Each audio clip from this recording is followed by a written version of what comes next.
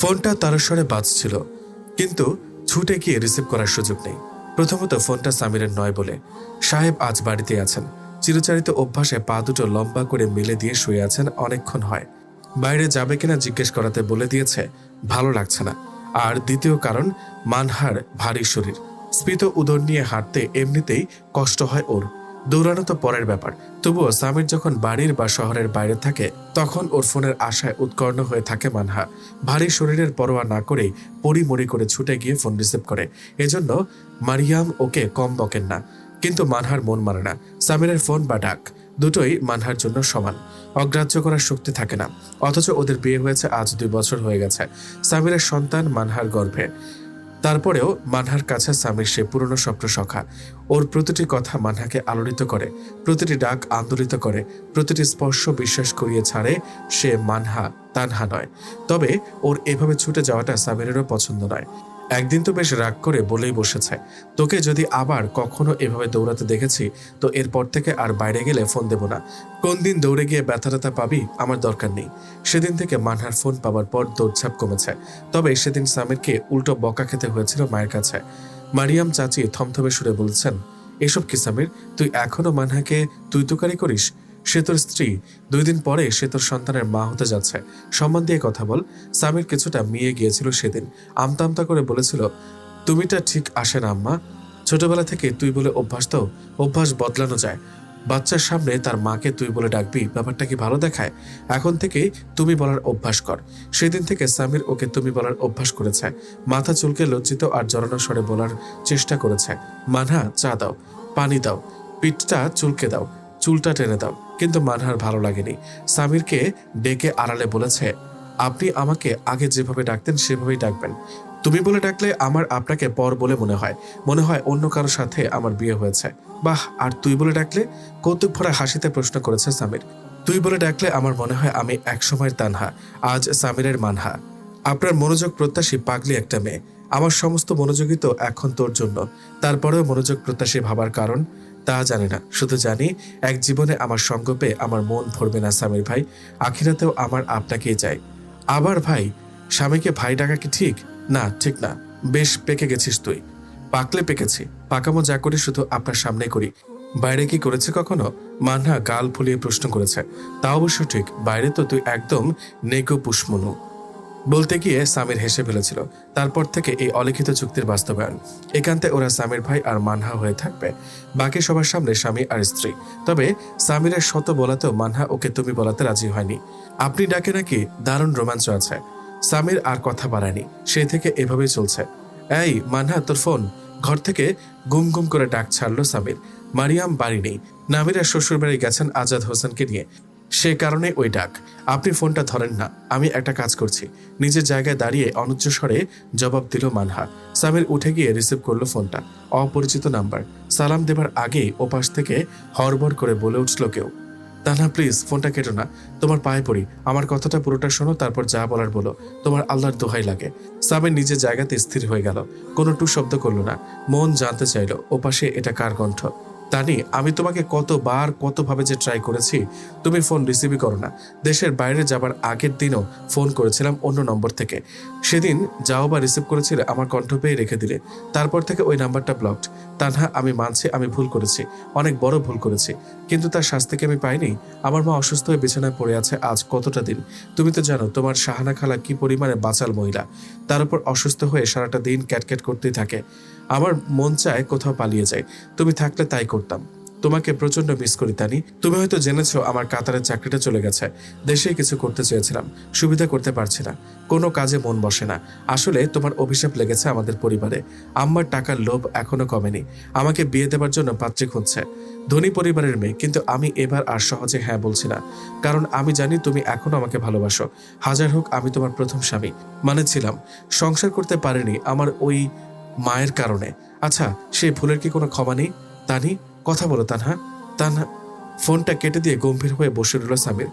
ওকে বেশ চিন্তিত দেখাচ্ছে। এক দৃষ্টিতে তাকিয়ে রইল বারান্দার বাঁশুরি তলার ঝাড়ের দিকে। গাছগুলো অনেক বড় হয়ে গেছে। মানহা পছন্দ করে বলে সামির নিজেদের বারান্দায় এনেও লাগিয়েছে এক ঝাড়। মানহাদের ফ্ল্যাটের বারান্দাও আছে একটা। সামিরেরই আনা। মানহা খুব পছন্দ করে বাঁশুড়ি তলার ঝাড়। আগে তবু পোকা দেখলে ভয় পেত, এখন আর ততটা পায় না। নির্বিকার চিত্তে টোকা মেরে ফেলে দেয়। মানহা যে আর ছোট্টটি নেই ভাবতে গিয়ে অজান্তেই দীর্ঘ শ্বাস পড়ল সামিরের। কার ফোন ছিল? মানহা ঘরে ঢুকে ফ্যানের স্পিড বাড়িয়ে দিল। সামির ঘাড় ফিরিয়ে দেখল ওকে। শরীর ভারী হবার পর থেকে শাড়ি জামা পরা বন্ধ করেছে মানহা। আজকাল ঢিলেঢালা গোল ঘেরের মেক্সিগুলো ওকে চমৎকারভাবে আড়াল করে রাখে। ওড়নাটা একপাশে রেখে খাটের সামনে এলে সামির সামান্য সরে গিয়ে ওকে বসার জায়গা করে দিল। সামিরের কাঁধ চেপে ধরে বসতে গিয়েও বেশ কসরত করতে হলো বেচারিকে। সামির নিঃশব্দে ওকে দেখছিল। কত বদলে গেছে মানহা। সেই মানহা যার কথার আগে চোখের পানি ঝরত, আজ একা একাই পরিস্থিতির মোকাবেলা করে। ঘামে চিকচিক করছে মানহার ঘাড় গলা। দৃশ্যটা দেখলো সামির, কিন্তু নড়ল না, সেভাবেই বসে রইল। অন্য সময় হলে ছুটে গিয়ে তোয়ালে এনে শুকনো করে মুছিয়ে দিত ওকে। জোর করে মেক্সি বদলে দিত, নিজ হাতে পানি ঢেলে খাইয়ে দিত। মানহার পাগুলো নিজের কোলে তুলে নিয়ে কাফ মাসলগুলো ম্যাসাজ করে দিত। আনারি হাতে চুলগুলো পাঞ্চ ক্লিপে জড়িয়ে দিত। তার কিছুই হলো না আজ। মানহার প্রশ্নে মুখ নামিয়ে মোবাইলটা আরেকবার দেখলো। 1 সেকেন্ড ভেবে নম্বরটা আস্তে করে ব্ল্যাক লিস্টেড করে দিল। কি হয়েছে আপনার? মানহার শান্ত চোখে তাকালো। অবশ্য মানহার চাহনি বরাবরই শান্ত। সামির মুখ তুলল। কই কিছু না তো। কেমন যেন অন্যমনস্ক লাগছে আপনাকে। এমনি। ওষুধগুলো খেয়েছিলি? সকালেরটা খেয়েছি, দুপুরে তো কোনো ঔষধ নেই। আচ্ছা এবার একটু শুয়ে বিশ্রাম নে। বলে উঠে দাঁড়াতে গেলে মানহা হঠাৎ কবজি চেপে ধরল সামিরের। আপনি কোথায় যাচ্ছেন? ওই রুমে যাচ্ছি, তুই একটু নিরিবিলিতে বিশ্রাম কর। পর্দা ফেলে দিচ্ছি। কেন? আপনি থাকলে কি বিশ্রাম করতে পারবো না, নাকি আমাকে এখন আর ভালো লাগে না? কোনটা? আরে কি সব আজে বাজে কথা, আমি কি তাই বললাম? না হেসে পারল না সামির। আর তাতেই কিছুক্ষণের আগের ঘোরটা কেটে গেল ওর। তোয়ালে এনে মানহার খাম মুছিয়ে দিল সে। ড্রয়ার টেনে শুকনো মেক্সি বের করে বদলাতে যাবার আগেই ফোনটা আবার বাজলো। মানহা কাত হয়ে নিতে গেল ফোনটা, আর তার আগে সামির ছোঁ মেরে সরিয়ে ফেললো ওটা। এখন কোনো ফোন না, চুপচাপ বিশ্রাম। ফোন থেকে দূরে থাকবি তুই। এটার ভাইব্রেশন এমনিতেও তোর জন্য হার্মফুল। রাতে শোবার সময় দূরে সরিয়ে শুবি আজ থেকে। স্বাভাবিক সুরের কথাগুলো বলে কাজ শেষ করলো সামির। মানহা কিছু না বলে চুপচাপ উপভোগ করে গেল সামিরের যত্ন। যতবার সামির ওর যত্ন নেয় ততবার মানহা আল্লাহর শুকর করে আর মনে মনে ভাবে, কি পুণ্য করে যে তোমায় পেলাম সামির, তোমাকে ছেড়ে মরতেও ভয় পাই আমি। ভাবতে গিয়ে আজও কান্না পেয়ে গেল মানহার। ইদানিং এই এক সমস্যা হয়েছে, বারবার মরণের কথা মনে হয় আর কান্না পায়। আড়ালে চোখ মুছতে গিয়ে ধরা পড়ে গেল মানহা। সামির ওর হাত চেপে ধরল। চোখে কি দেখি? কিছু না, পাপড়ি পড়েছে। দেখি, তাকা আমার দিকে। বের করে দেই? না থাক, চলে যাবে। আরে ধুর, দেখি না, সবসময় ফালতু জেদ। বলে একরকম জোর করে 2 হাতের মাঝখানে চেপে ধরল মানহার মুখটা। তাতেই মানহার চোখের জমে থাকা পানিটুকু তরতর করে নেমে এলো। এ কি, কাঁদছিস তো? সামির অবাক। মানহা আবেগ লুকাতে পারল না, তাই মুখটাই লুকিয়ে ফেললো সামিরের বুকে। ওকে ফোঁপাতে দেখে আলতো করে মাথায় হাত রাখলো সামির। কি হয়েছে রে মানহা? কিছু না। অবশ্যই কিছু, বল আমাকে। মৃদু ধমকের সুর সামিরের কণ্ঠে। আমি মনে হয় বাঁচবো না সামির ভাই। কে বলেছে কথা? সামিরের স্বর আরো ভারী হলো। কেউ বলেনি, আমার মন বলছে। তোর মন আর কি বলছে শুনি? আমি কবে মরবো সেটা বলেনি? বলে থাকলে লজ্জা না করে জানিয়ে দেয়, আমি তৈরি হতে পারবো। উফ সামির ভাই, আপনি সবসময় আমাকে কষ্ট দেন। বলেই 2 হাতের ধাক্কায় সরিয়ে দিতে চাইল সামিরকে, কিন্তু সামির অটল থাকা এক চুলও নাড়াতে পারল না। সামির ওর চুলগুলো ক্লিপের ঘেরার টোপে বন্দি করে ফেলল। তুই তো খুব সুখের কথা শোনালি আমাকে। আমি অসুস্থ, আপনি তো আর অসুস্থ না। অসুস্থ না হলে কেউ মারা যায় না। আল্লাহ রে, আমার ভুল হয়ে গেছে, এই কান ধরছি। এবার প্লিজ এইসব মৃত্যুর আলোচনা বন্ধ করেন। 2 হাত দিয়ে কান ছুঁতে যাবার আগে সামিরের 2 হাতে বন্দি হলো সেগুলো। করলাম, কিন্তু মৃত্যুর আলোচনা বন্ধ করলে কি মৃত্যু আমাদেরকে ভুলে যাবে? কি মনে হয় তোর? আচ্ছা এসব কথা বাদ, তুই বিশ্রাম নে, আমি একটু আসছি। বলেই সামির ঝুঁকে বিছানা থেকে নিজের মোবাইলটা তুলে পকেটে পুরল। কি ভেবে মানহার মোবাইলটাও তুলে নিল। তর্জনীর টোকায় ইঙ্গিতে দেখিয়ে বলল, এটা এখন থেকে আমার কাছে থাকবে। এটার সাথে থাকলে তোর প্রপারলি বিশ্রাম হবে না। মানহা কোনো জবাব দিল না। ছোট্ট হাই তুলে আস্তে করে কাত হলো। পাউডারের সিল্কি আমেজে ঘুম পাচ্ছে ওর। তার উপর মেক্সিটা বদলে ফেলায় স্বস্তি লাগছে। চোখ বন্ধ করা অবস্থাতেই টের পেল সামির বেরিয়ে যাচ্ছে রুম থেকে। ওর হাতে মানহার মোবাইলটা পি পি করে বাজছে। নিশ্চয় কোনো মেসেজ, ভাবলো মানহা। কার হতে পারে মেসেজটা? জিসানের নয় তো? না, ওকে তো ব্লক মেরেছে কবেই। এটা নামিরা আপু হতে পারে। নিশ্চিন্তে ঘুমিয়ে পড়লো মানহা। ল্যাপটপটা নিয়ে বসেছিল সামির। টুং করে একটা মেসেজ এলো। টাইপরত সামির একবার তাকালো সেদিকে, তবে বিশেষ মনোযোগ দিল না। এর পরপরই টুং টুং করে আরো কয়েকটা মেসেজ এলো। সাধারণত সামির অনলাইনে থাকলে এটা হয়। ওকে অনলাইনে পেলে পাঠকদের মেসেজ বৃষ্টি শুরু হয়ে যায়। অবশ্য এর কারণ সামির নিজেই। অনলাইন অফলাইনে সামির এখন সুপরিচিত একটি মুখ। লেখালেখির সুবাদে কিছুদিন আগে ওপার বাংলার মেলাতেও যেতে হয়েছে ওকে। মুগ্ধ পাঠকের সংখ্যা এপারের চেয়ে কিছু কম নেই ওখানে। সামিরকে 3 দিন থাকতে হয়েছিল সেখানে। এদিকে ফার্মের কাজের চাপ বেড়ে যাওয়ায় কিছুদিন লেখা বন্ধ রাখতে হয়েছে। এখন আবার নিয়মিত বসছে। বাকি সময়ে তনয় বেশ চমৎকার সামলে নিচ্ছে। ছেলেটা যে এতটা কাজ দেবে আগে বোঝা যায়নি। সামির ওকে বলেছে উন্নতি করতে পারলে আগামী 2-1 বছরের মধ্যে বিয়ে করিয়ে দেবে। তবে তনয় লজ্জা পেয়েছে কথাটা শুনে। সে এখনই বিয়ে করতে চায় না, আগে নিজের পায়ে দাঁড়াবে তারপর। ওর জবাব শুনে মানহা পাল্টা জবাবে বলেছে, খুব ভালো কথা, তাই বলে এই ছুতোয় প্রেমও করতে পারবি না, বিয়ে করবি না আর জেনা করবি, এসব চলবে না। আজকাল মানহাও নিয়ম মানার ব্যাপারে বেশ চৌকস হয়ে উঠেছে। আরেকটা মেসেজ, কি ব্যাপার? সামির তার চ্যাটলাইন সবসময় অফ করে রাখে, গ্রিন সিগন্যাল নেই, ফলে মেসেজ বৃষ্টি নেই, তবুও তার বারবার মেসেজ আসার কারণটা কি? মোবাইলটা হাতে নিতে গিয়ে টের পেল মেসেজটা আসলে ওর নিজের মোবাইল থেকে নয়, ওটা আসছে মানহার মোবাইল থেকে। ভ্রুজোড়া কুচকে উঠল সামিরের। মোবাইলটা অন করতে দেখলো পরপর 4টা মেসেজ, সবগুলোই অপরিচিত একটা নাম্বার থেকে। মেসেজগুলো পড়তে গিয়ে চোয়াল শক্ত হয়ে উঠল সামিরের। প্রতিটা মেসেজে অদ্ভুত সব আকুতি আর প্রতিশ্রুতির বন্যা। পড়তে পড়তে এক পর্যায়ে হাতটা নামিয়ে নিল সামির। কিছুটা হতাশ দেখাচ্ছে ওকে। তার মানে নম্বরটা ব্লক দেবার পরেও অপতৎপরতা বন্ধ হয়নি তার। সে আগেও এমন করেছে কিনা এই ভাবনাটাও মনে হলো একবার। নইলে প্রথম যখন ফোন এলো তখনকার বক্তব্যে এটা স্পষ্ট ছিল যে এর আগেও সে ফোন করেছে। সেটা কেটে দিতে এখন এসব মেসেজ। সামির রাগ বিরক্ত হতে গিয়েও স্থির মেজাজে ভাবতে বসলো। একবার ইচ্ছা হলো মানহাকে ডেকে মেসেজগুলো দেখায়, পরক্ষণে চিন্তাটা বাতিল করে দিল সে। বেচারি তাতে আরো অসুস্থ হয়ে পড়বে, খামোখা টেনশন করে বিপি হাই করে ফেলবে। আর একবার মনে হলো মাকে বলে ছোট চাচির কানে তুলে দেয় যেন তিনি তার বোনপোকে শাসাতে পারেন, কিন্তু এটাও মনোভূত হলো না। ব্যাপারটা কেমন যেন খেলো দেখায়। তাছাড়া সে মোটেও চায় না এই ব্যাপারটা পাঁচকান হোক। এটা মানহার সম্মানের প্রশ্ন। সে এতে কতটুকু সায় দিয়েছে বা ছেলেটা এতখানি এগোনোর সাহস কিভাবে পেয়েছে সে প্রশ্ন পড়ে। তার আগের প্রশ্ন হচ্ছে, এই ছেলে এতদিন পর কি মনে করে মানহাকে নক করছে? যেখানে ওদের বিয়ের 2 বছর অতিক্রম হতে চলেছে সেখানে হঠাৎ করে তার মানহা প্রীতির কোনো কারণ তৈরি হবার কথা নয়। নিশ্চয়ই এখানে অন্য কোনো কারণ আছে, কিন্তু সে কারণটা কি? সামির আনমনে উঠে দাঁড়িয়ে জানলার বাইরে চোখ রাখলো। যতবার ভাবনার গভীরে যাচ্ছে ততবারই মেজাজটা খিচড়ে যাচ্ছে। মাথা ঠান্ডা রাখা মুশকিল হয়ে যাচ্ছে ওর পক্ষে। মানহা ওর জীবনের সবচেয়ে স্পর্শকাতর অংশ। কেউ মানহার দিকে হাত বাড়ানো তো দূর, চোখ তুলে তাকালেও তার চোখ গেলে দেবার মতো মানসিকতা রাখে সামির। যদিও ওর প্রকাশভঙ্গি দেখে তা বোঝার উপায় থাকে না। এর আগেও একবার মেজো চাচি মানহার প্রথম বিয়ে নিয়ে একটা বিরূপ মন্তব্য করেছিলেন। সামির সরাসরি চাচিকে অনুরোধ করেছিলেন এটা নিয়ে যেন আর কখনো মানহাকে বিব্রত করা না হয়। চাচি থেমে গিয়েছিলেন, আর কখনো বাড়াবাড়ি করেননি। সেখানে এই ছেলে তার প্রথম স্বামী হয়ে নিজে নখ দিচ্ছে মানহাকে। সামিরকে ছেড়ে তার কাছে চলে যাবার জন্য রীতিমতো উস্কাচ্ছে। মানহাকে জানে সামির, তাই প্রশ্নটা বিশ্বাস অবিশ্বাসের নয়, বিভ্রান্তির নিরসনের। মানহাকে এত বড় বিভ্রান্তির মধ্যে পড়তে দেবে না সে। তাদের সম্পর্ক সময়ের পরীক্ষায় উত্তীর্ণ, কাজে ওটা নিয়ে ভাবনা নেই। সামিরকে জানতে হবে এই ছেলে আসলে কি চায়। সামির আস্তে করে মানহার মোবাইলটা হাতে নিল। কয়েক সেকেন্ড তাকিয়ে রইল মেসেজগুলোর দিকে, তারপর ধীরে ধীরে লিখতে শুরু করলো মানহার জবানিতে। লেখা শেষ হয়ে ধীর সুস্থে সেন্ড করলো। কয়েক মিনিটের বিরতি, তারপরে ঝড় উঠলো মেসেজে। সত্যি তুমি আসবে? উফ, কবে, কখন, কোথায় বলো, আমি তোমার সব শর্ত মানতে রাজি আছি, তবুও তুমি এসো। আমার দৃঢ় বিশ্বাস আমাদের মধ্যকার দ্বন্দ্ব ঘুচে যাবে। সামির নামের কালো মেঘ সরে যাবে আমাদের দুজনের জীবন থেকে। কবে আসবে তানি? সামির একটু ভাবলো, তারপর লিখলো কাল সকালে ঠিক 11টার সময়, প্লাজা রেস্তোরাঁয়। 7 সকালে বিপত্তি। প্রথমে তনয়ের ফোন, তারপর জরুরি মেসেজ। জাহিদ আজই রাজশাহী যাচ্ছে, ওর সাথে দেখা করে এই মাসের হিসাব কিতাব বুঝে নিতে হবে। তনয়কে কল দিয়ে পেমেন্ট ক্লিয়ারেন্স দিতে হবে। এদিকে মাসের আজ 7 তারিখ, ফার্মের শ্রমিকদের বেতন দেয়া বাকি। সামির হিসাব বুঝে নিয়ে অনুমতি দিলেই কাল থেকে পেমেন্ট করা শুরু করবে তনয়। সামির জাহিদকে ফোন করলো। সকালের ঘড়ি তখন 9টা দেখাচ্ছে। জাহিদ জানালো সে আজ দুপুরে রওনা দেবে। সামির যেন এখনই চলে আসে।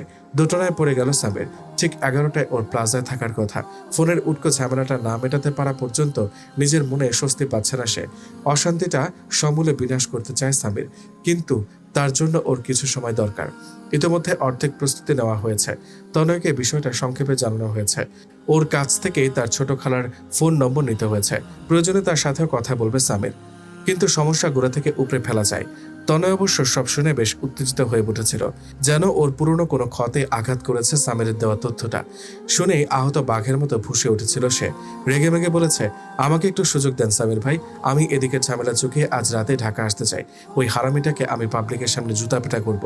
সামির ওকে নিরস্ত্র করেছে বলেছে, মাথাটা গরম করিস না তো নয়, তুই শুধু আমাকে ওর মায়ের ফোন নাম্বারটা দে, আমি তাকে জানাতে চাই ব্যাপারটা। তবে তার আগে তোর খালাতো ভাইকে জানাতে চাই কারো সম্মানে আঘাত দেবার পরিণতি কি হতে পারে। আমি চাইলে ওকে ভরা বাজারে অপদস্থ করতে পারি, কিন্তু আপাতত সেটা চাচ্ছি না। আজ মৌখিকভাবে তাকে সতর্ক করব, আর তোর খালাকেও জানাবো ব্যাপারটা। তাকে বলবো সে যেন তার ছেলেকে সামলায়, নয়তো আমি তাকে ছেড়ে কথা বলবো না। সামির ভাই, আপনি ওদের জানেন না, ওদের বুকপিট বলে কিচ্ছু নাই, মান সম্মান তো পড়ার কথা। থাকলে অন্তত নিজের বোনের সাথে এমন করতে পারতো না। যার মান থাকে তারই সম্মান যাবার ভয় থাকে। আপনি এদেরকে আমার হাতে ছেড়ে দিন। তনয় ফোনে উত্তেজিত হয়ে গিয়েছিল। সামির তাকে ধমক দিয়ে শান্ত করেছে, বলেছে, তোর তো এত এক্সাইটেড হবার দরকার নেই, ঢাকায় আসার দরকার নেই, তুই ওইদিক সামলা, আমি দেখছি এখানে কি করা যায়। আজ আমি আগে সরাসরি কথা বলবো তোর খালাতো ভাইয়ের সাথে। তবে মান্নাকে এসব কিছুই জানায়নি। আমি চাই না ও এসব নিয়ে ভেবে অস্থির হোক। তবু ওকে আগ বাড়িয়ে কিছু বলতে চাস না, আমি ওকে কোনো টেনশন দিতে চাচ্ছি না। ফোনে কথা শেষ করে সোজা জাহিদের কাছে চলে এলো সামির। জাহিদ খাতাপত্র নিয়ে তৈরিয়েছিল। সামির ওর সাথে হিসাবে বসলো। 12টার দিকে রওনা দেবে জাহিদরা ওর নিজের মাইক্রোতেই। সাথে ওদের আরো 2জন বন্ধু যাবে, যারা ওদের এই ডেয়ারি ফার্মের সহ অংশীদার। 3জনকে নিয়েই মিটিংয়ে বসলো সামির। এটা ওরা প্রতি মাসেই করে এবং সেটা সাধারণত রাজশাহীতে। প্রতি মাসের হিসাব কিতাব মাসেরটা মাসেই শেষ করে ওরা। লাভ লোকসানের ভাগ যার যার পার্সেন্টেজ অনুযায়ী সমভাবে বন্টন করে দেয়, যেন কারো কোনো অভিযোগ না থাকে। বরং সামিরের এই পরিচ্ছন্ন মানসিকতার কারণে অনেক বন্ধুই এখানে যোগ দিতে আগ্রহী, কারণ তারা জানে তাদের টাকা খোয়া যাবে না, কিংবা লাভের টাকা নিয়েও নয়ছয় হবে না। এমন পার্টনার এই বাজারে বিরল। কিন্তু সামির সবার সাথে কাজ করার পক্ষপাতী না।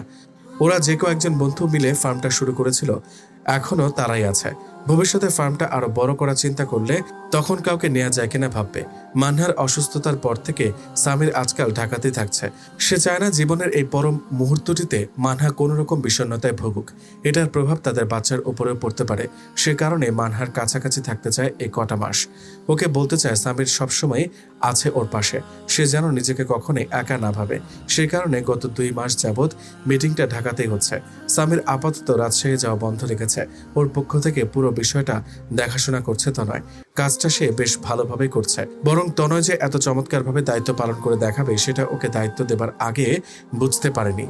সামির যা ধারণা করেছিল তার চেয়ে বেশি সময় লেগে গেল বৈঠক শেষ হতে। বন্ধুদের মাইক্রোতে তুলে দিয়েই প্লাজা ছুটল সামির। ঘড়ি তখন 12:15 বলা যায় না। অপেক্ষমান শয়তানটার দেখা পেয়েও যেতে পারে। হয়তো 1 ঘন্টার দেরিতে সে এত কাঙ্ক্ষিত বৈঠকটা মিস করবে না। তার অপেক্ষা করা উচিত।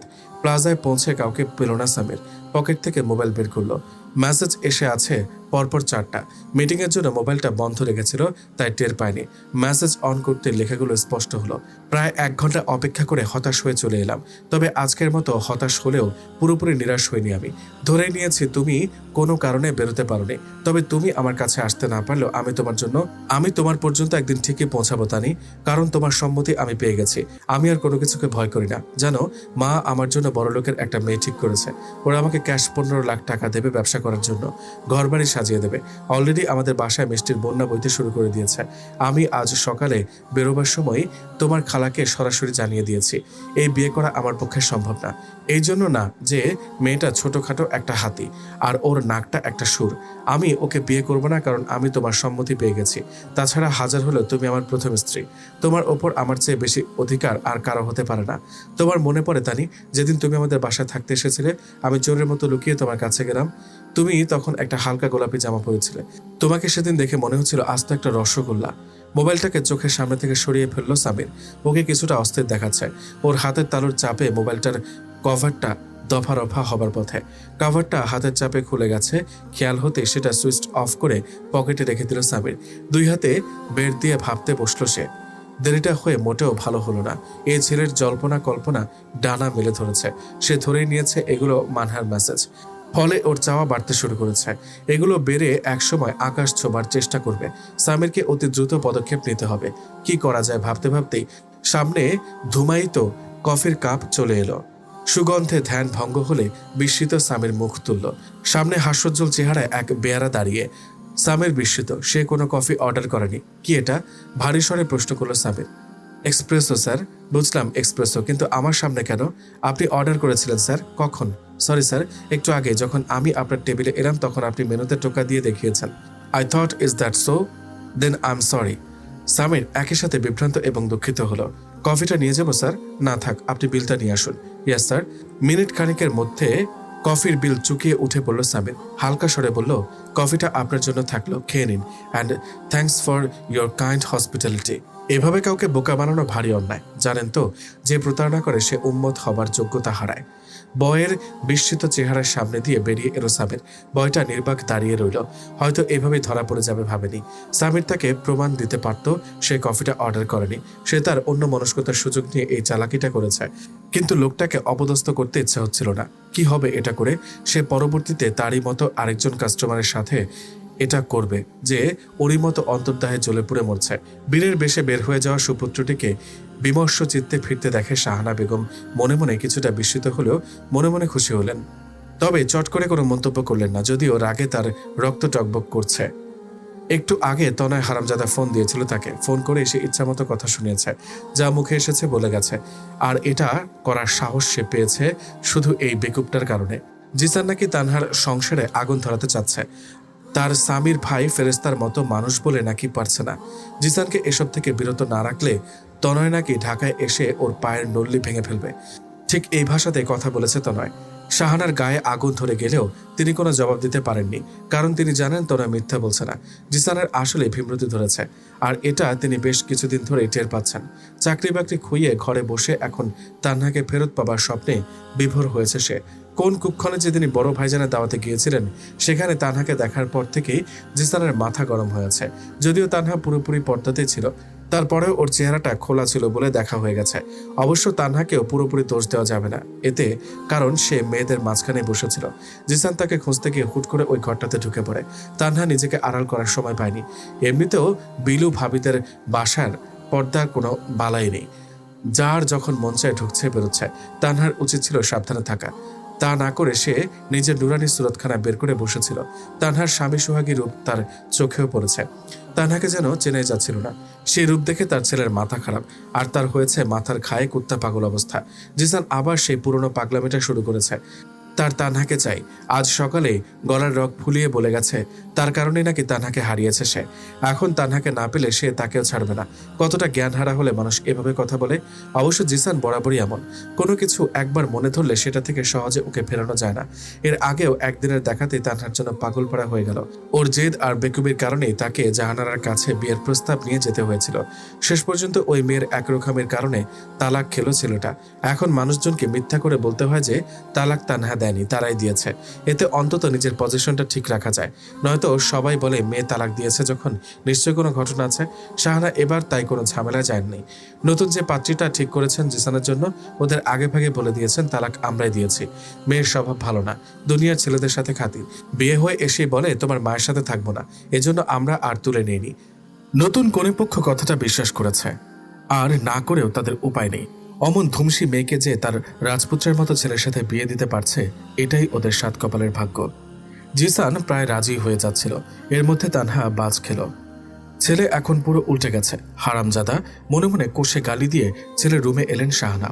যতটা না অসুস্থ তার চেয়ে বেশি অসুস্থের চালে অতি ধীর পায়ে হেঁটে ওর বিছানার কিনারায় গিয়ে বসলেন। জিসান মাকে দেখল, কোনো কথা বলল না। তার চেহারায় বলে দিচ্ছে বৈঠক ফলপ্রসূ হয়নি। শাহানা তনয়ের ফোনের কথাটা আপাতত না বলারই সিদ্ধান্ত নিলেন। কোমল সুরে বললেন, রাজার হালে বের হয়ে গেলি, উজিরের হালে ফিরলি, ঘটনা কি? জিসান এবারও মায়ের কথা জবাব দিল না। গা থেকে পাঞ্জাবি খুলে সোফায় ছুড়ে মারল। বেছে বেছে নীল রঙের পাঞ্জাবিটা পরে গিয়েছিল আজ। তানহার প্রিয় রং নীল, সে কারণে ওটা পরা কিন্তু লাভ হয়নি। 1 ঘন্টা 10 মিনিট বসে থেকে 3 গ্লাস লাচ্ছি খেয়ে বাড়ি ফিরতে হয়েছে। তৃতীয় গ্লাসটা অবশ্য হারামজাদা বেয়ারার চালাকে ছিল। সে জিসানের অস্থিরতার সুযোগ নিয়েছে পূর্ণমাত্রায়। সে যখন সাজান ছবির সালমান খানের মতো ও আয়েগি ও জরুর আয়েগি জপছিল, তখন ওই হারামজাদা আরেক গ্লাস লাচ্ছি সামনে দিয়ে বলল, এটা স্ট্রবেরি ফ্লেভারের স্পেশাল লাচ্ছি স্যার, খেয়ে দেখুন ভালো লাগবে, এটা আপনার জন্য গিফট, বলে 3টা লাচ্ছি গিলিয়েছে। ফলে ওর পেট এখন ঢোল হয়ে আছে। বিল পাবার পর বেয়ারাকে মারতে কেউ মারেনি, শুধু বলেছে 3টা লাচ্ছি ভীষণ বাজে। তৃতীয় গ্লাসটা তো জঘন্য, তাছাড়া ওটা গিফট, তাই টাকা দেব না বলে হনহন করে বের হয়ে এসেছে। বেয়ারা পিছু পিছু আটকাতে চেষ্টা করেছিল, কিন্তু জিসান যখন বলেছে তোরে রাস্তায় পাইলে কিন্তু আন্দাকুন্দি পিটা মশালা, ধান্দাবাজি নিয়ে বসছস, কাতারে আমি হোটেলে চাকরি করছি বেটা, বাবুর্চির অ্যাসিস্ট্যান্ট ছিলাম, তোর ওই লাচ্ছির দাম 10 টাকা না, আর তুই আমার থেকে এক এক গ্লাসে 10 গুণ দাম বেশি রাখছস, বেশি পেঁচাবি তো ম্যাজিস্ট্রেট নিয়ে মশালা, তারপর দেখবি জরিমানা গুনতে কেমন লাগে। এ পর্যন্ত বলার পর আরেকজন এসে বেয়ারাকে ধমক দিয়ে সরিয়ে দিয়েছে আর জিসানকে সসম্মানে চলে আসার জায়গা করে দিয়েছে। কালকে লাইলিদের বাসায় যেতে হবে জিসু, তুই কিন্তু কালকে কোনো প্রোগ্রাম রাখবি না, লাইলির বাবা গাড়ি পাঠিয়ে দেবে বলেছে। স্বাভাবিক সুরে বললেন শাহানা। কে লাইলি? ওমা, লাইলিকে ভুলে গেলি? তোর হবু বউ আবার কে?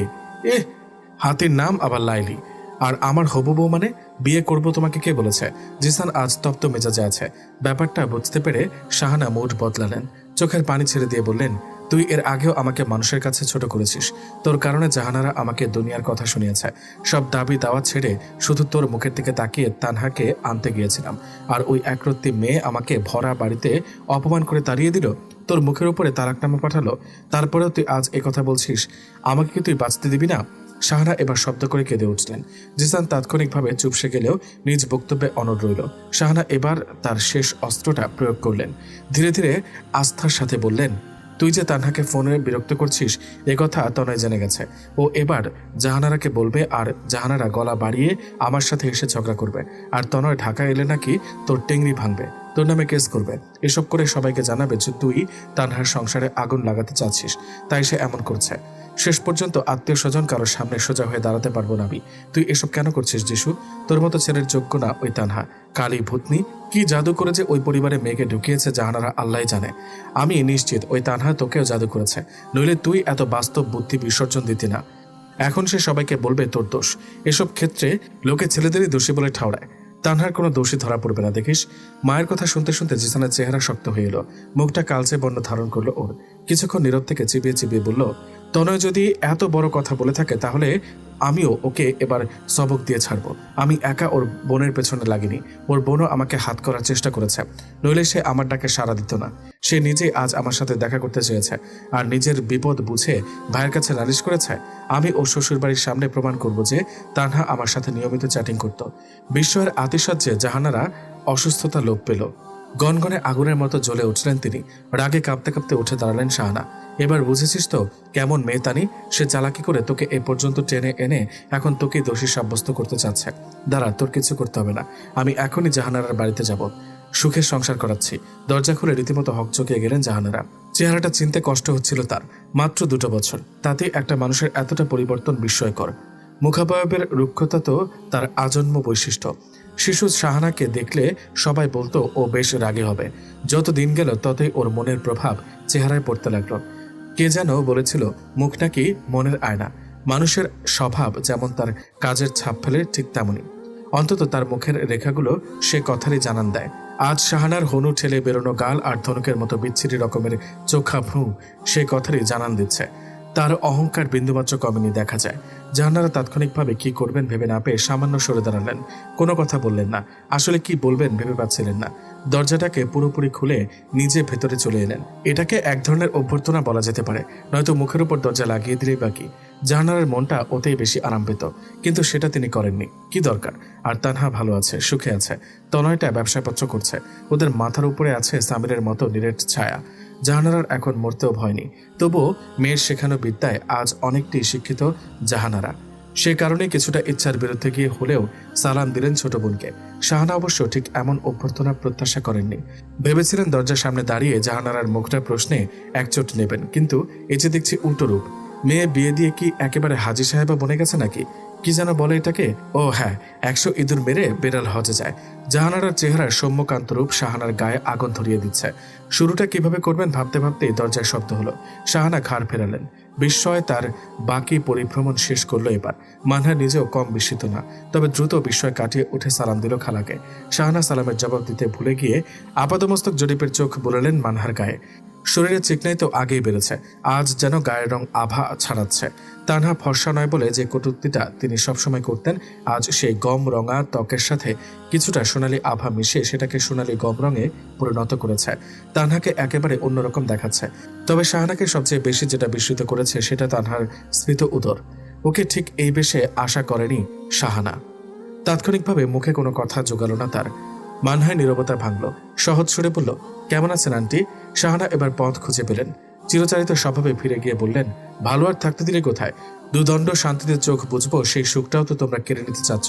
নইলে অতদূর পথ পাড়ি দিয়ে তোমার ডেলিভারির ডেট জানতে যে আসেনি তা তো বোঝো নিশ্চয়ই। বলি, আমার ছেলের পেছনে এভাবে হাত ধুয়ে না পড়লে কি তোমার চলছিল না? মানে আপনি সব কি বলছেন আন্টি? কে কার পেছনে লেগেছে? মানহা স্তম্ভিত। এবার জাহানারা আর থেমে থাকতে পারলেন না। স্বমূর্তিতে ফিরে এসে ক্রুদ্ধ স্বরে বললেন, এই তানি, তুই তোর ঘরে যা, আমি দেখছি। মাগি আজ কোন নতুন কাহিনী নিয়ে আসছে আমি শুনতে চাই। ওর আলগা ঝাড়িতে বহুত সহ্য করছি, আর না। আরে কি আমার ফুটানি? এই তুই কি বলবি আমারে বল, আমার মেয়ের দিকে আঙুল তাক করবি না বলে মানহার দিকে তাকিয়ে প্রচন্ড জোরে দাবড়ি মেরে বলে উঠলেন জাহানারা, তানি তোকে আমি যেতে বলেছি? যেন অনেক দিনের জমানো ক্ষোভ আজ স্ফুলিঙ্গের ঝংকারে লাফা হয়ে বেরোতে চাইছে আজ জাহানারার। শাহানা দম্বার পাত্রী কোনো কালেই ছিলেন না। বিশেষ করে ঝগড়ার মুহূর্তগুলোতে তার মাথা বেশ ভালো কাজ করে, বরং নরম সুরের অভ্যর্থনাটাই তার হজম হতে চাইছিল না, যেটা একটু আগে জাহানারা করেছিল। চিল চিৎকারের বাড়ি ঘর ফাটানোর উপক্রম করলেন শাহানা। মানহা চলে যেতে ধরেও গেটের কাছে ফিরে তাকালো। ওর মাথায় আসছে না আসলে কি নিয়ে এত ঝগড়া। হঠাৎ এমন কি হয়ে গেল যে এত তুলকালাম? জাহানারা ছুটে এসে মানহাকে এক প্রকার ঠেলেই বের করে দিলেন। তারপর দরজা আটকে বোনের দিকে ফিরলেন। বল, কি বলবি? কি হয়েছে তোর ছেলের সাথে? কে কি করেছে সব বল, প্রমাণ সহ বলবি, নয়তো আজ আমার জুতা তোর গাল। ওহো, আজ যে বড় ফুলঝুরি মুখছে ফুট থেকে বড় ঘাটে নৌকা বেঁধে দেমাগে বাঁচো না। বড় ঘাট না, বল মানুষের বাচ্চার সাথে বিয়ে দিয়েছে আমার তানহার। তোদের মতো জানোয়ারের ঘরে গেলে আজ 12 মেশে রোগীর মতো চিচি করে কথা বলতাম। খুব যে বড় ঘরে দাপট মারাচ্ছ, তা তোমার মেয়ে যদি এতটাই সুখী থাকে তাহলে সে আমার ছেলেকে মেসেজে কেন বলে, এতটা সময় অমুক জায়গায় আসো? কোন খুশিতে আমার ছেলেকে ডাকে সে? মুখ সামলে কথা বলবি শানু, তুই আর তোর ছেলে দুটোই ডাহা মিথ্যুক। তোদের কথা আমি কানাকানিও বিশ্বাস করি না। এটা তোর আর তোর ছেলের নতুন চাল, আমার মেয়ের সুখের সংসারে আগুন লাগানোর ষড়যন্ত্র। আচ্ছা, যদি ষড়যন্ত্র হয়ে থাকে তো এটা কি? চোখ দিয়ে দেখো এটা তোমার মেয়ের ফোন নাম্বার কিনা।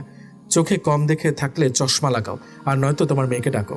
দরজায় দমাদম ঘা পড়ল, সাথে মানহার দুর্বল স্বরের ডাক, আম্মু দরজা খুলো প্লিজ। জাহানারা ছুটে গিয়ে দরজা খুললেন। মনে মনে শুকরিয়া করলেন যে বড় যা ভাসুর কেউ বাড়িতে নেই, স্বামীরও বাইরে। স্বামীর বাড়ি ফেরার আগেই এই ডায়েরিটাকে বের করতে পারলে যান বাঁচত তার। দরজা খোলা পেয়ে মানহা ঘরে ঢুকে যথাসম্ভব দ্রুত পায়ে খালার দিকে এগিয়ে গেল। কোনো কথা না বলে তার হাত থেকে ফোনটা নিয়ে মেসেজ অন করে স্থির হয়ে গেল। এ তো তারই প্রেমিক। মেসেজটা তার মোবাইল থেকে করা হয়েছে, এতে কোনো সন্দেহ নেই। মাথার ভেতর অন্যরকম অনুভূতি ঘুরপাক খাচ্ছে। হিসাব মেলাতে কষ্ট হচ্ছে মানহার। আমার ফোন তো আজ 2 দিন যাবৎ সামিরের কাছে।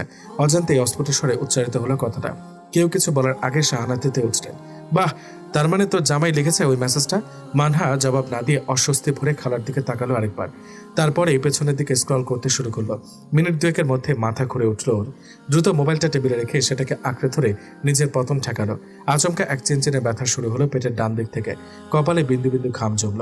জাহানারা মেয়েকে পেছন থেকে জড়িয়ে ধরে বললেন, ওর কথা কানে তুলিস না মা, ও নিশ্চয়ই কাহিনী বানিয়ে এনেছে। আমি কাহিনী বানিয়ে আনিনি, বরং কাহিনী বানাচ্ছে তোমার মেয়ের জামাই। শুনলে না তোমার মেয়ের কথা? উনি তোমার মেয়ের মোবাইল দিয়ে আমার ছেলেকে উস্কে দিয়ে দেখে তোমার মেয়ের দৌড় কতখানি। আহা, কি সুখের সংসার। বউকে সন্দেহের নজরে দেখে যে পুরুষ, তার ভালোবাসা নিয়ে কত গর্ব। মানহা অন্যার প্রান্ত দিয়ে কপালের ঘাম মুছল কোনো মতে। মায়ের দিকে তাকালো। আমাকে একটু ঘরে দিয়ে আসো মা, আমার শ্বাসকষ্ট হচ্ছে। সে কি, চল তাড়াতাড়ি বলেই বোনের দিকে তাকিয়ে খেকিয়ে উঠলেন জাহানারা। আমার মেয়ের ভাগের নালিশ নিয়ে দৌড়ে চলে এসেছিস? এবার তোর ছেলের ভাগের নালিশ নিয়ে আমি পুলিশ পাঠাবো, দেখিস। যদি আমার মেয়ের সংসারে আজ আসে তোর চুল টেনে ছিঁড়বো, মুখ পুরি দেখিস। এসো চুল ছিঁড়তে, দেখবো কত মুরদ আছে। বলতে বলতে বেরিয়ে গেলেন শাহানা। জাহানারা এবার বিবেকেই বললেন, মানহা হঠাৎ করে নেতিয়ে পড়েছে। বাড়িতে কেউ নেই যাকে ডেকে সাহায্য চাইবেন। তোর ফোনটা দিয়ে একটু সামিরকে ফোন দে না তানি, মেয়েকে বললেন জাহানারা। মানহা কেবল হাতের ইশারায় বোঝাতে চাইলেও ফোন নেই তার কাছে। জাহানারা নিজের ফোনও প্রায় নষ্ট, ওটার পেছনে সময় ব্যয় করা বোকামি। তিনি মানহাকে রেখে ছুটে গেলেন সিঁড়ির কাছে। সাধারণত যেটা কখনোই করেন না, আজ সেটাই করলেন। চেঁচিয়ে মেজুজার নাম ধরে ডাকলেন তিনি। সময়টা নীরব, দুপুর হোক বা যাই হোক। সৌভাগ্যবশত জাহানারার ডাকটা তার কানে পৌঁছালো। তিনি ওপর থেকে উঁকি দিলেন। কি হয়েছে রে জাহানারা? ভাবি, মানহাটা হঠাৎ অসুস্থ হয়ে পড়েছে, একটু সামিরকে ফোন দিন না। ও তাই নাকি, 1 মিনিট। রাজিয়া ছুটে ভেতরে গেলেন ফোন আনার জন্য। ঠিক একই সময়ে সামিরকে দেখা গেল সিঁড়িতে। সে ধীরে সুস্থে উপরে উঠে আসছিল। সামিরকে দেখে হাউমাউ করে উঠলেন জাহানারা। সামির বজ্রহতের মতো দাঁড়িয়ে গেল 1 সেকেন্ডের তরে। তারপরে ঝড়ের বেগে ছুটে গিয়ে মানহাকে পাঁজা খোলা করে কোলে তুলে নিল। দ্রুত নিজেদের ঘরে ফিরে এলো। বিছানায় শুয়ে দিয়ে ওষুধের বক্স থেকে ইনহেলার বের করে মানহার মুখের ভেতর ধরল। ছোট ছোট চাপে স্প্রে করলো বার দুয়েক, সাথে পাগলের মতো বিড়বিড় করতে লাগলো, একটু শ্বাস নে সোনা, একটু শ্বাস নে, ঔষধটা ভেতরে নে। মানহা, আমার মানহা না তুই, আমার কথা শোন, কাঁদো কাঁদো স্বরে বলে গেল সামির। দুইবারের চেষ্টায় স্প্রের ঔষধটা ভেতর নিতে পারলো মানহা। অস্থিরতায় দুই চোখের কোণে পানি চলে এসেছে তার। সেটা চোখে পড়ায় রুক্ষ অথরে সেগুলোকে শুষে নিয়ে মানহার মুখের কাছে এনে বলল সামির, এখন কেমন লাগছে? ডাক্তারের কাছে যাবি? মানহা হাতের ইশারায় পেটের ডান পাশটা দেখালো। সামির সেটা দেখে ফোন তুলল ডাক্তারের নাম্বারে। চেম্বার থেকে জানানো হলো ডাক্তার আজ বসবেন না। ফোন রেখে সরাসরি ডাক্তারের নাম্বারে কল করলো সামির। তিনি নিজেই তার ব্যক্তিগত নম্বরটা দিয়ে রেখেছিলেন যেন বিশেষ প্রয়োজনে তাকে নক করা যায়। এমনিতেও তিনি যথেষ্ট অমায়িক আর হাসি খুশি ধরনের, সহজে বিরক্ত হন না। মানহার নাম শুনে তাকে বিকেলে বাড়িতে নিয়ে আসার পরামর্শ দিলেন। ফোন রেখে মানহার দিকে মনোযোগ দিল সামির। সে তার চোখ বন্ধ করে রেখেছে। সামির জানে না কিভাবে কি হয়েছে, তবে জানতে চাওয়ার সাহসটুকু আজ হারিয়েছে সে। মন বলছে খারাপ কিছু ঘটেছে। তার চেয়ে বড় কথা, মানহার মোবাইলটা সে নিয়ে গিয়েছিল নিজের সাথে। আর এদিকে ছোট চাচিকে চেঁচাতে হয়েছে ওকে ফোন করার জন্য। অন্য সব বাদ দিলেও কেবল এটাই একটা শাস্তিযোগ্য অপরাধ হয়েছে ওর। সামির মানহার কপালে হাত রাখলো, মৃদুস্বরে ডাকলো, মানহা। মানহা জবাব দিল না। দেখে মনে হলো সে ঘুমাচ্ছে, কিন্তু সামির নিশ্চিত সে জেগে আছে। অসহনীয় এক অপরাধ বোধ কুরে কুরে খেতে লাগলো ভেতরটা। বোঝাই যায় মানহা ভীষণ দুঃখ পেয়েছে। কেউ কি কিছু বলেছে ওকে? আচ্ছা, তনয় ফোন করেনি তো? হয়তো তনয় ফোন করে ছোট চাচিকে কিছু বলেছে, আর ছোট চাচি মানহাকে। মানহাকে একা একা উঠে বসতে দেখে দ্রুত ওকে ধরল সামির। কোথায় যাস? মানহা হাতের ইশারায় বাথরুম দেখালে সামির ওকে ধরতে গেলে বাধা দিল মানহা। তারপর নিজেই পা টিপে টিপে বাথরুম পর্যন্ত গেল। সামির বুঝতে পারছে মানহা ওর সাহায্য প্রত্যাখ্যান করছে। তার মানে মানহা সবকিছু জানতে পেরেছে। ঠিক কি জেনেছিস মানহা? বিকেলেই ডাক্তারের কাছে নিয়ে যাওয়া হলো ওকে। ভদ্রমহিলা বাসাতেই একটা টেম্পোরারি চেম্বার করছেন ইমার্জেন্সি রোগীদের জন্য। মানহা ততটা ইমার্জেন্সি না হলেও সামিরের তৎপরতা সম্পর্কে জানে বলেই কিছু মনে করলেন না ডাক্তার রোশনারা। মানহাকে ভালোভাবে চেক আপ করে সামিরকে আশ্বস্ত করলেন। জানালেন মা বাচ্চা দুজনেই ভালো আছে। আগে ভাগেই ডেলিভারি করানোর কোনো দরকার নেই। হাতে এখনো 25 দিন বাকি। সময়টা কাটুক। শেষ সপ্তাহে ওকে আরেকবার দেখে তারপর সিদ্ধান্ত নিতে হবে। এই পুরোটা সময় মানহা নীরব রইল। কথা যা বলার সামিরই বলল। গোড়া থেকে সামির এই ব্যাপারটা হ্যান্ডেল করে আসছে। বাড়ি নিয়ে আসার পরেও মানহার মনমরা ভাব কাটল না। সামির তাকে নানাভাবে টোকা দিলেও মুখ খুলল না মানহা। রাতের শোবার আগে শুধু বলল, আমার মোবাইলটা একটু সময়ের জন্য দেবেন? সামির কিছু বলতে গিয়ে কথা গিলে ফেলে মোবাইলটা এগিয়ে দিল। অন্য সময় হলে হয়তো বলতো, মোবাইল দিয়ে কি করবি? কোনো মোবাইল না এখন, চুপ করে ঘুমা, আমি পা ম্যাসাজ করে দিচ্ছি। আজ সেসব কিছু বলল না, চুপচাপ মোবাইল এগিয়ে দিল সামির। মানহা মোবাইলটা হাতে নিয়েই সেটা সিম খুলে ফেলল। জানলা দিয়ে সেটাকে বাইরে ছুঁড়ে ফেলতে যাওয়ার মুহূর্তে খপ করে ওর হাতটা ধরে ফেলল সামির। কি হলো? সিম ফেলে দিচ্ছিস কেন? যে জিনিস আমার প্রিয় মানুষকে আমার প্রতি সন্দিহান করে তোলে সেই জিনিস রাখার কোনো দরকার নেই বলে ফের ছুটতে গিয়েও বাধা পেল। সামির মরিয়া হয়ে হয়ে বলল, আমি তোকে সন্দেহ করিনি মানহা, তাহলে মেসেজ করেছিলেন কেন? শান্ত অথচ দৃঢ় স্বর মানহার। সামির ততটাই বিব্রত। মানহা ফের বলল, এটা দেখার জন্য যে সে কি জবাব দেয় আমার সম্মতি পেয়ে। তার মানে আপনি আমাকে ব্যবহার করে আমারই রহস্য উদ্ঘাটন করতে চাইছিলেন। বলতে গিয়ে তরতর করে কয়েক ফোঁটা পানি নেমে এলো মানহার গাল বেয়ে। সামিরকে অস্থির দেখালো। সে দুই হাত সারেন্ডারের মতো করে তুলে ধরে বলল, আমি স্বীকার করছি একটা ভুল হয়ে গেছে আমার দ্বারা, কিন্তু আমার ইন্টেনশন এটা ছিল না মানহা। আর এটা তুইও জানিস। তোকে সন্দেহ করা মানে নিজেকে সন্দেহ করা। বিশ্বাস করি না আমি। শাহানা আন্টিও বলে গেছেন যে আপনি আমাকে সন্দেহ করেন বলেই এসব করছেন। বলতে গিয়ে চরম বিতৃষ্ণা ভরে মুখ ফিরিয়ে নিল মানহা। সামির হতভম্ব। বিয়ের পর থেকে মানহা ওর সাথে এভাবে কখনো কথা বলেনি। সামিরকে অসহায় দেখালো। কি দিয়ে প্রমাণ দেব তোকে? আমার প্রমাণের দরকার নেই। যেখানে বিশ্বাসী নরবরে সেখানে প্রমাণের কি কাজ? আমি কসম খেয়ে বলতে পারি। সামির সাবধান, আপনি ভেবে দেখুন যা বলছেন তা কতটা সত্য। চাইলে নিজেকে সত্য প্রমাণ করার জন্য কসম খেতে পারেন না। তার মানে তুই আমাকে বিশ্বাসই করছিস না? আপনি 2 দিন ধরে আমার মোবাইলটা নিজের কাছে রেখে দিয়েছেন। সরাসরি বলতে পারতেন, জানতে চাইতে পারতেন। ওই ছোট লোকটার প্রথম দিনের ফোন পাওয়ার পরেই আমি ওকে ব্লক করি। তারপরেও বিভিন্ন নম্বর থেকে ফোন দিত বলে আননোন নম্বরও রিসিভ করিনি কোনোদিন। আর আপনি? বললাম তো ভুল হয়েছে। এখন কি করবো তুই বল আমাকে? কি করলে তুই আমাকে বিশ্বাস করবি বল? মানহা তাকিয়ে রইল সামিরের দিকে। তারপর ধীরে ধীরে বলল, আমাকে একা থাকতে দিলে এই বিছানায় আমি একা ঘুমাবো। আপনি পাশের রুমে গিয়ে ঘুমান। মানহা, এত বড় শাস্তির যোগ্য অপরাধ কি আমি করেছি তা জানি না, কিন্তু আপনি ওই অমানুষটাকে একবার হলেও ভাবার সুযোগ করে দিয়েছেন যে আমি তার সাথে সম্পর্ক করতে আগ্রহী। বলতে গিয়ে চেহারা কুঁচকে এলো মানহার। সামির ছোট্ট দীর্ঘশ্বাস ফেলল। আর কথা বাড়ালো না। ধীরে ধীরে সে রুম ছেড়ে বেরিয়ে গেল।